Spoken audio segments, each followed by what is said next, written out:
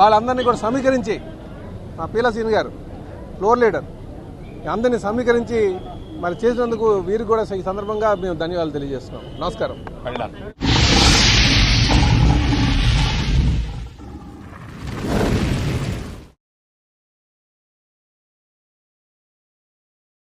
GVMC అన్ని చోట్ల అన్ని వార్డులకి కూడా ఏదైతే నిధులు కేటాయించడం జరుగుతుందో ఆ విధంగా కేటాయించడం జరుగుతుంది. అన్ని కూడా సమానంగా చూసుకునే బాధ్యత ఇప్పుడు చేపట్టే మేయర్ గారి పైన ఉంటుంది. తప్పనిసరిగా ఈ కార్పొరేషన్ ఎలక్షన్స్ ఈరోజు చాలా మంచి శుభదినంగా కూటమికి అత్యంత అద్భుతమైన రోజుగా ఆంధ్ర రాష్ట్రంలోనే కాకుండా ఇతర రాష్ట్రాల్లో ఉన్న తెలుగు వారు కూడా ఎంతో గర్వపడే విధంగా ఉంది. అట్లాగే భారతీయ జనతా పార్టీ ప్రధానమంత్రి నరేంద్ర మోడీ గారు నాయకత్వంలో ఆంధ్ర రాష్ట్రానికి అత్యంత వైభవంగా అన్ని చోట్ల కూడా ఏ పనులకి కావాలన్నా సరే కేంద్ర ప్రభుత్వ సహాయ సహకారాలు అందిస్తోంది.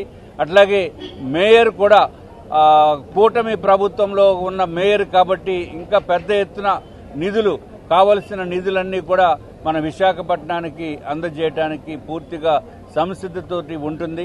ఇది మంచి శుభదినం ప్రజలందరికీ కూడా, విశాఖ పుర ప్రజలకి, అట్లాగే ఏదైతే జీవీఎంసీ కార్పొరేషన్ పరిధిలో ఉన్న ఇతర ప్రాంతాల వారికి కూడా మంచి జరుగుతుంది అని చెప్పి మీ ద్వారా అందరికీ కూడా తెలియజేసుకుంటూ తప్పనిసరిగా కూటమి విజయము అద్భుతమైన విజయంగా మనం భావించవలసిన అవసరం ఉంది.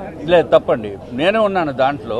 దానికి లేనిది ఉన్నట్టుగా లేకపోతే ఉన్నది లేనట్టుగా చెప్పవలసిన అవసరం భారతీయ జనతా పార్టీకి ఉండదు. అది 74 మంది ఈరోజు కౌంటింగ్ ప్రకారం కూడా 74 మంది మనకి ఈ అవిశ్వాస తీర్మానానికి అనుకూలంగా ఓటు వేయటం. నోటీసులో అది వాళ్ళు అధిష్టానం తీసుకోవాల్సిన డెసిషన్, అది వాళ్ళు తీసుకునే డెసిషన్ మేము మాట్లాడటం అనేది సరైన పద్ధతి కాదు. ఉన్నది కేవలం 9 నెలలు మాత్రమే. ఇది రాజకీయ లబ్ధి కోసం చేసింది కాదు, అభివృద్ధి ఎజెండాగా చేస్తున్నటువంటిది. అలాగే ఎవరిని కూడా బలవంతం పెట్టలేదు. ఎవరైతే స్వచ్ఛందంగా వచ్చారో వాళ్ళని రమ్మని చెప్పాం. లేకపోతే మీరు అసలు ఉందా లేదా అనే డౌట్లే ఉత్పన్నం అవుతుంది ఎవరైనా బెదరగొట్టి భయపెట్టి తీసుకొచ్చుంటే. సో ఆ ఎజెండా కాదు. ఎజెండా ఏదంటే రాజకీయ ఎజెండా కాదు, ఓన్లీ అభివృద్ధి ఎజెండాకి వెళ్తున్నాం. ఎవరైతే స్వచ్ఛందంగా విశాఖపట్నం అభివృద్ధిని కాంక్షిస్తున్నారో వాళ్ళందరినీ రమ్మన్నా వాళ్ళు ఆ సంఖ్య ఉంది. ఖచ్చితంగా ఆ నో కాన్ఫిడెన్స్ మోషన్ మేము గెలుస్తామని నమ్మకం ఉంది. కాదు, ఇది ఆ భాగం ఏదంటే 4 సంవత్సరాలకు ఒక మార్పు అనేది ఒకటి ఉంది. లేకపోతే 5 సంవత్సరాలు పెట్టవచ్చు కదా. సో ఆ 4 years తర్వాత వాళ్ళ పనితీరు మీద కావచ్చు, లేకపోతే వాళ్ళు అభివృద్ధి విషయంలో కావచ్చు, నచ్చిన వాళ్ళు ఉంటారు, నచ్చిన వాళ్ళు ఉంటారు.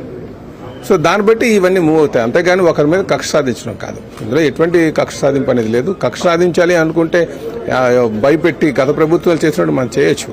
అలాగైతే ఆ ఎజెండా తేలట్లేదు.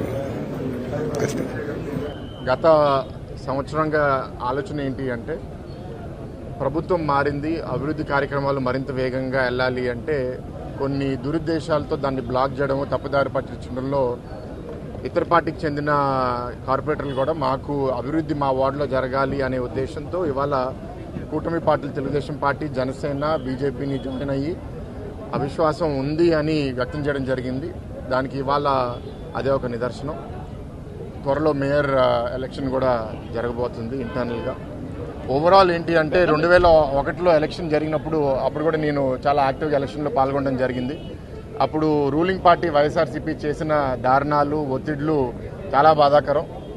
అయినా సరే అప్పుడు ఎదుర్కొని విడిగా మేము పోటీ చేసాము. అప్పుడు తెలుగుదేశం, జనసేన, బీజేపీ విడిగా పోటీ చేసిన అప్పటికి ఇంచుమించు 32-33 కార్పొరేటర్లు గెలిచాము. ఇవాళ ఎవరైతే పాజిటివ్ మైండెడ్గా ఉన్నారో అది కూడా మేము సెలెక్టివ్గా, చాలామంది వస్తా అన్నారు కానీ సెలెక్టివ్గా మేము ఎవరితో మనకి ఐడియాలజీ సింక్ అవుతుంది ఎక్కువ వరకు వాళ్ళనే కలుపుకుని ముందుకు రావడం జరిగింది.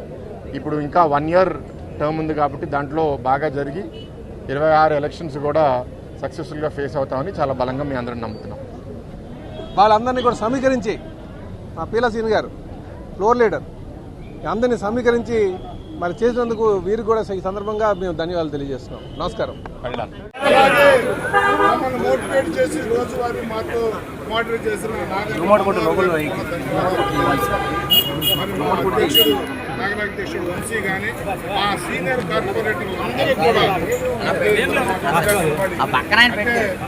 ఎంత ఆనందం అంటే ఒక్క వ్యక్తి కూడా మిస్ అవ్వకుండా ఆ 17 వరకు పట్టడం అనేది శుభసూచకం. భవిష్యత్తులో మీకు మంచి పరిపాలన ఈ నగరపాలక సంస్థ ద్వారా ఈ జీవీఎంసీ ద్వారా